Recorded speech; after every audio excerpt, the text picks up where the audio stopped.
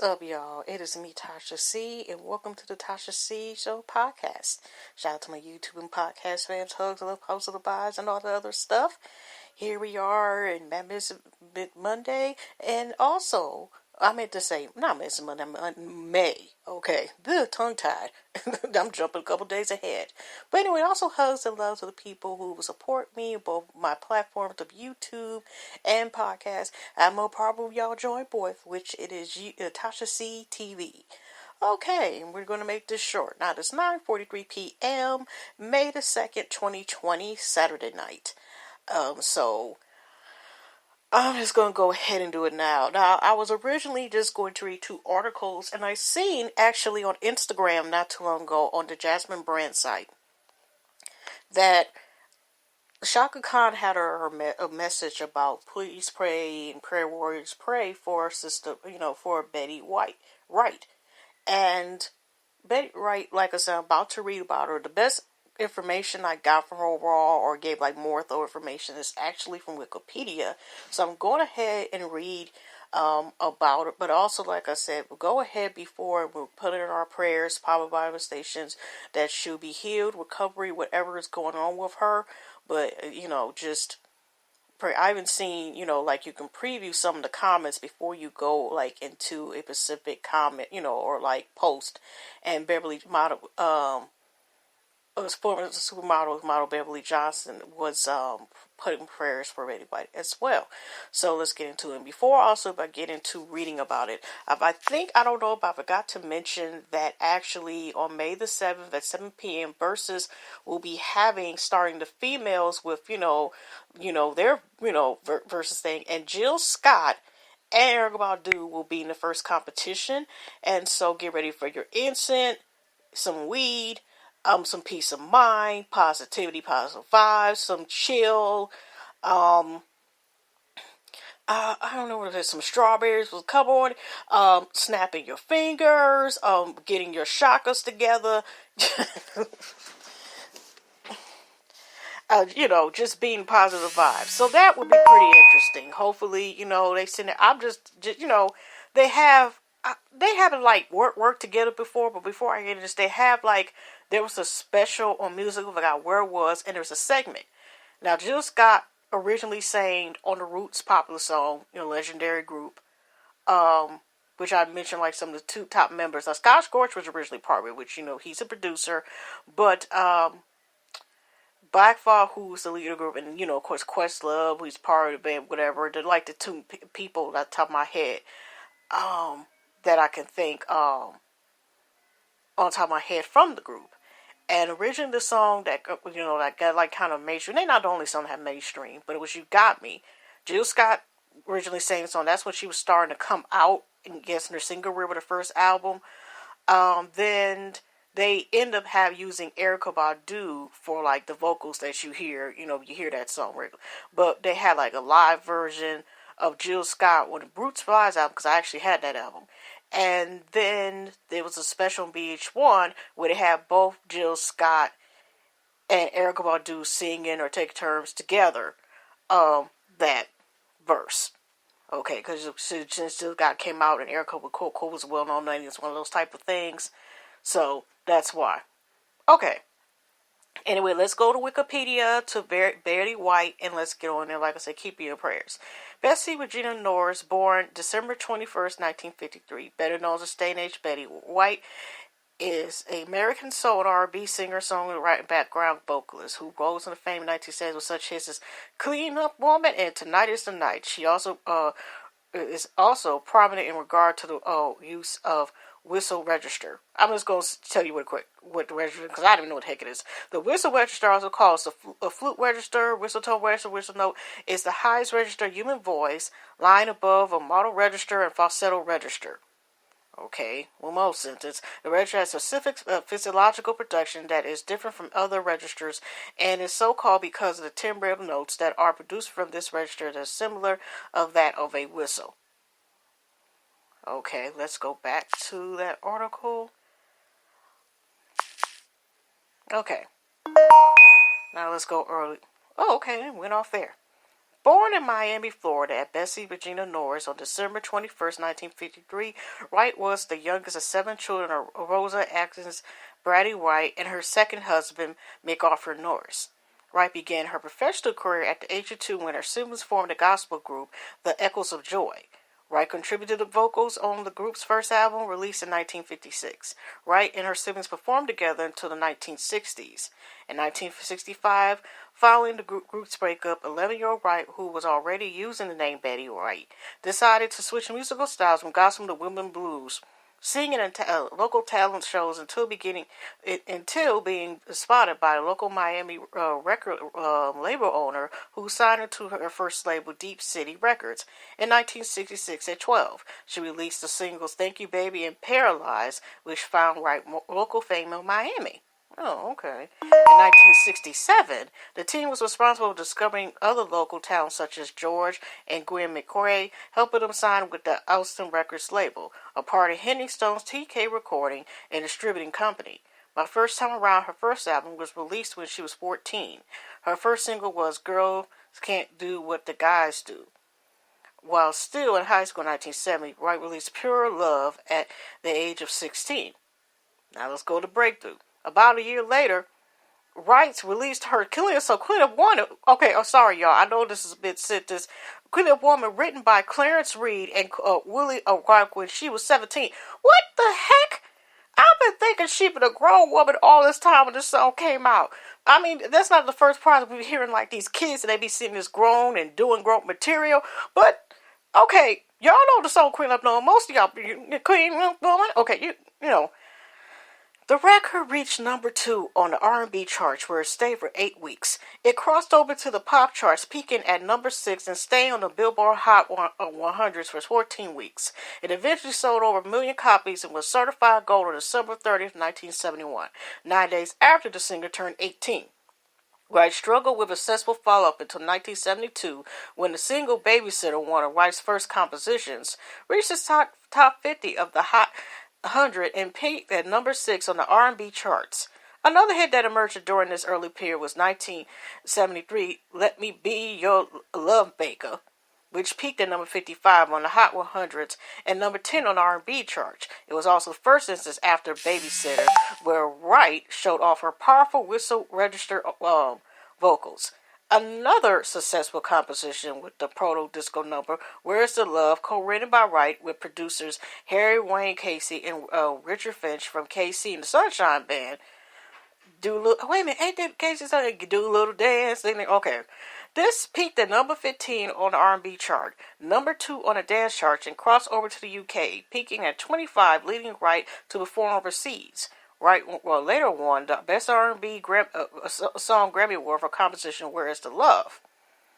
A second prominent overseas hit was another pronto disco number, Shara Shara, issued on Austin's and written by Alan Toussaint.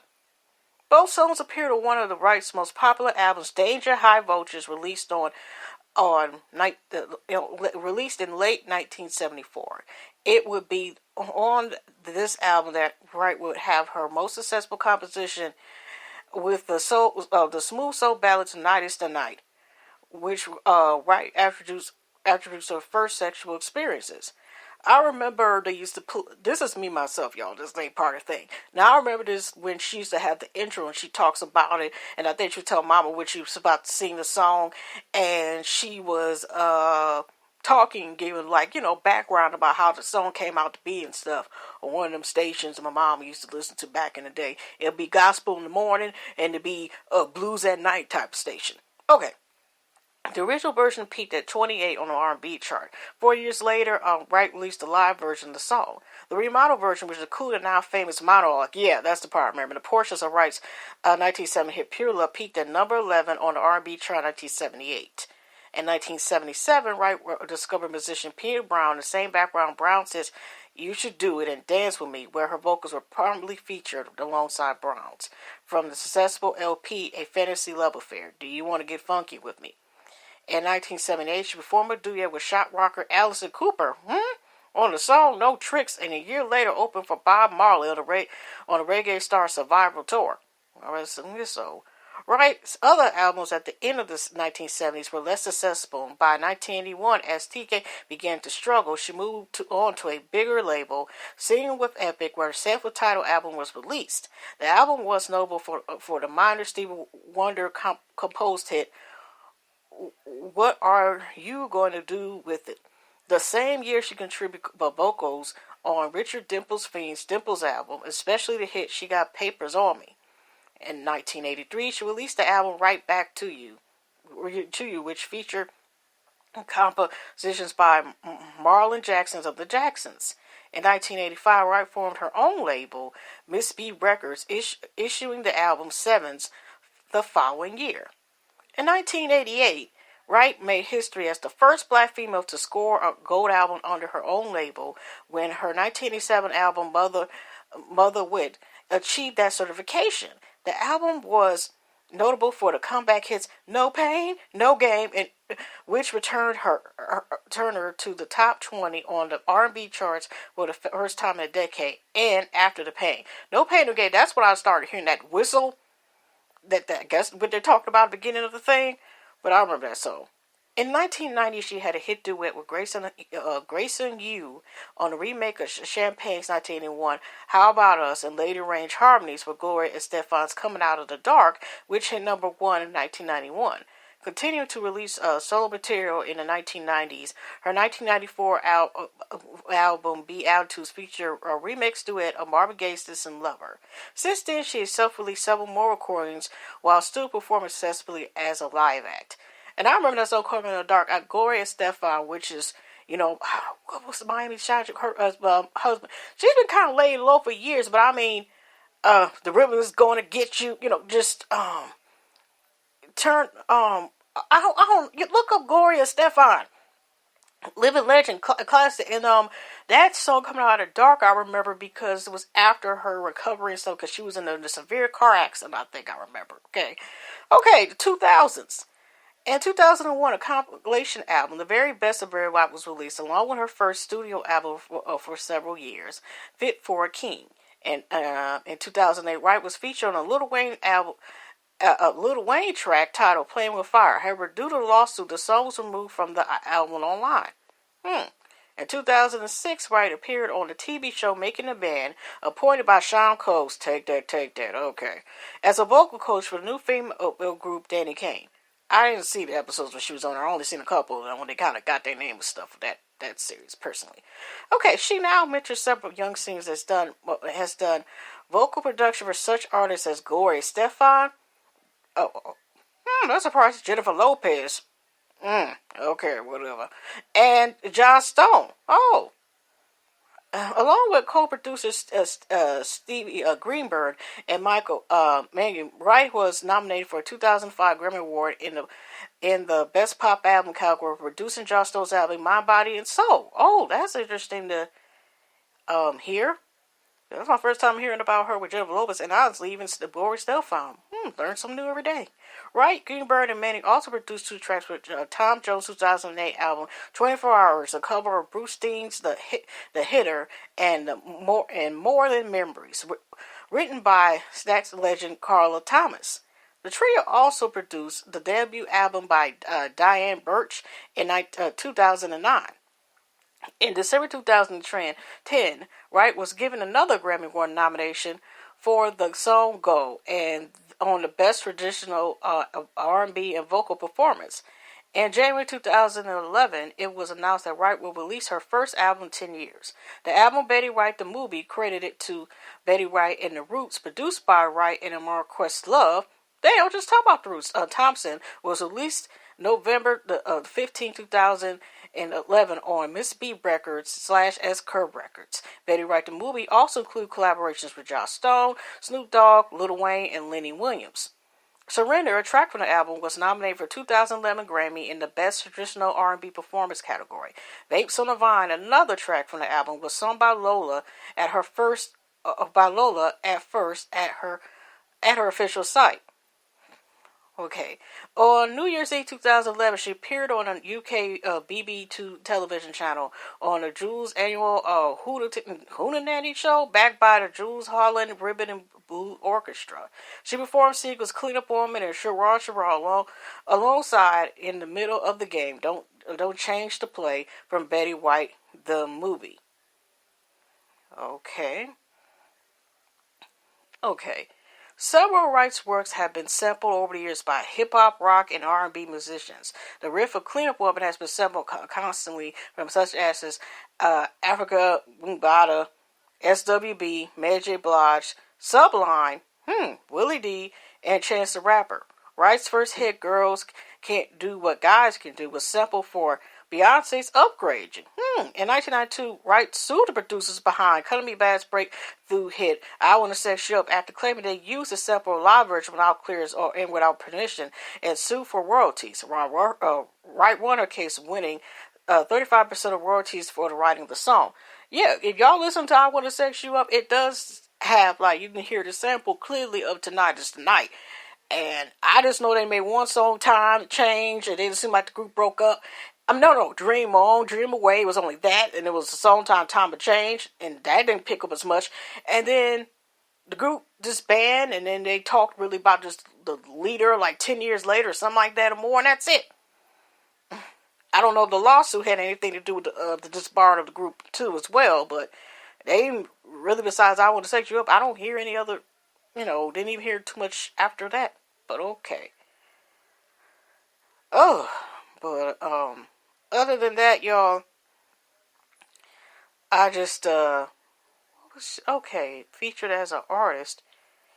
Okay, what is it? The Major Key, Holy Key, featuring Kendrick Lamar, Big Sean, and Betty Wright. Okay. I was just looking at some of the credits that she had been on, but she's been on a lot of stuff. Okay. Yeah, but like I said, y'all, keep her in our prayers. So I'm about to get off of here. Hugs and loves, God bless, positive vibes, and I will see y'all tomorrow. I know this is relevant, but if y'all watch it tomorrow, I think I don't know how many episodes we'll have, but I think the first episode of The Real Housewife of Atlanta I was supposed to say family reunion, a reunion is tomorrow. Okay, this will be uploaded by then, but I'm just letting y'all know. But hugs and loves, positive vibes, stay safe, wash them hands for 20 seconds, if you don't have masks, try to find a bandana or whatever. Try to find your best to find masks, and if possible, also gloves. But at least have a mask on. You know what I mean? Keep them 6 feet away when you're out. Okay, y'all. Hugs and loves. Take care.